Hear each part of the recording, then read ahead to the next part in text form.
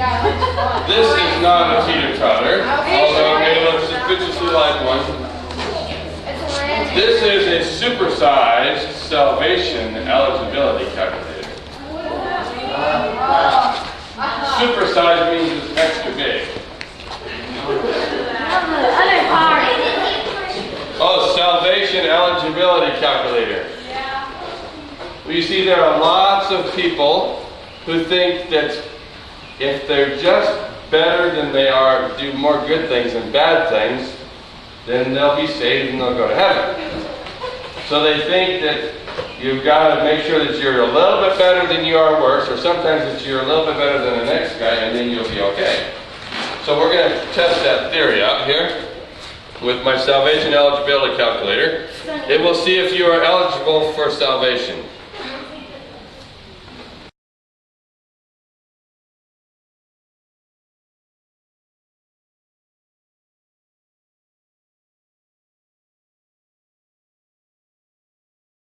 Bucket load. So like when you compare yourself to everyone else, you are just the goodest good person in the world.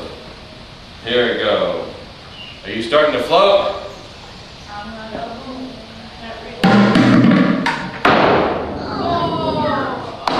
Hole in one. I just went bowling. How many pins do I knock down? And what if you do all that you can to be saved?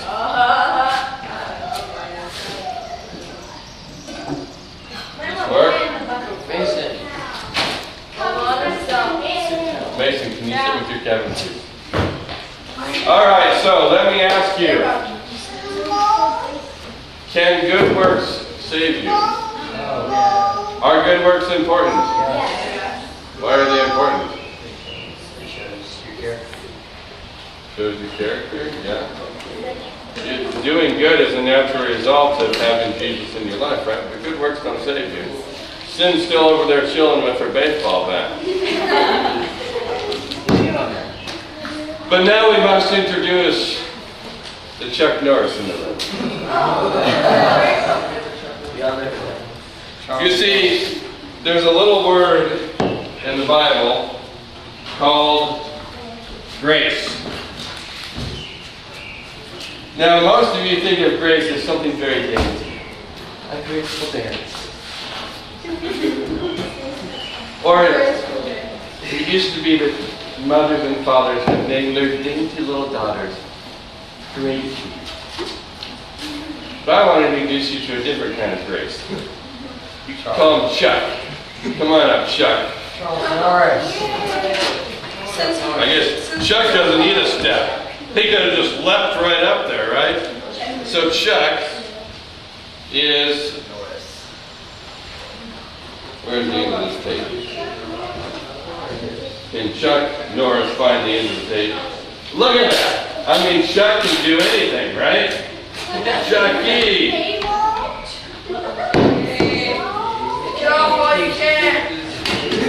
Alright, let's see. Turn this way. Ready? Here comes Grace. Alright.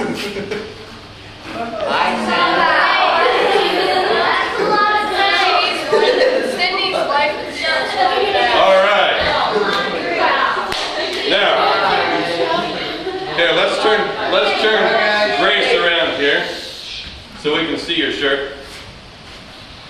What you should know about Grace. Grace is the only one who can actually save your soul.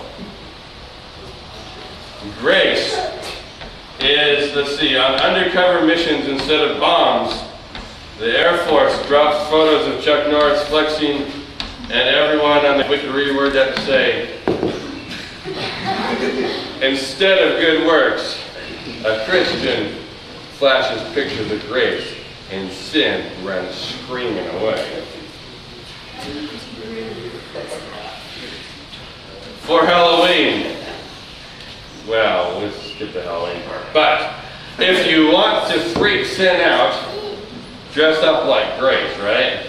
Because Grace is the power in the room. See what's by the way, I haven't been through that shirt this way, so this is on the fly, all right? When you think fear is gripping you, is not furious, Chuck Noris. You hearing that? Sin, are you hearing that? Yeah. When grace is coming, when you think Chuck is after you, it's not Chuck, it's grace. Because grace is the only one that can make Chuck cry. Alright, Chuck Noris doesn't do comedy because no one has ever laughed at Chuck Noris and lived. Grace is no comedy either because no one has ever despised grace and lived for eternity. Alright, so what is Chuck Noris known for doing? Smashing things, right? So you want to get rid of a few good works, my friend?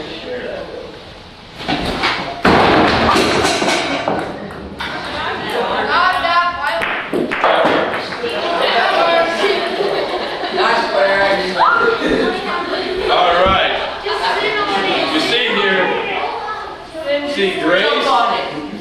grace is not some wimpy thing.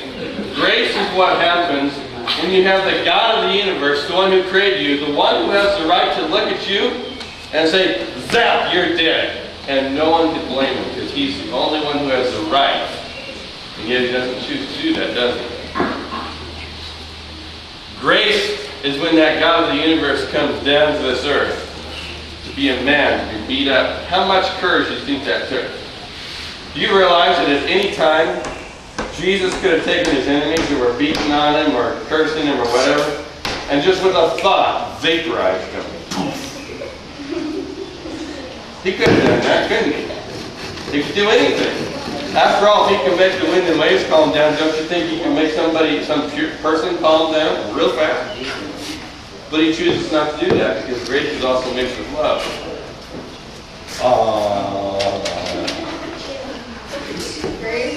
And so, grace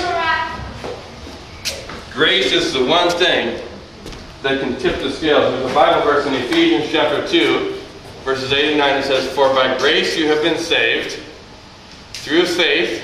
So there's the grace, and you have to accept that by faith. And that not of yourselves, it is the gift of God. In other words, it's not something that we do. We already tried, it didn't work, right?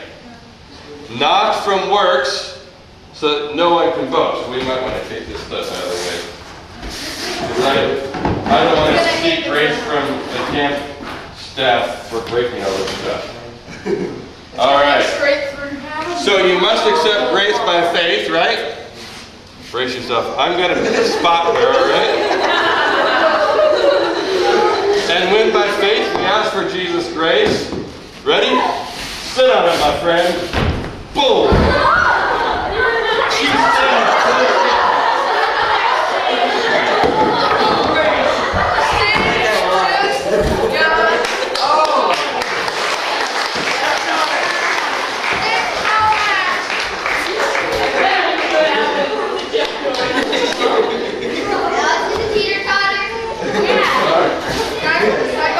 Thank you, y'all. Sin and grace. She's dead now.